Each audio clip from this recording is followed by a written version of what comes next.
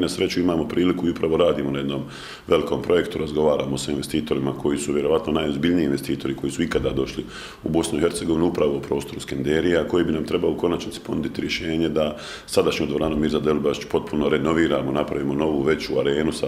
12 do 15 hiljada mjesta, da sadašnji dom mladi, dakle sigurno njegove kapacitete proširimo, iako je u dobrom stanju, da to možemo praviti jednu ozbiljniju koncertnu dvoranu i to je jedan od naravno projekata.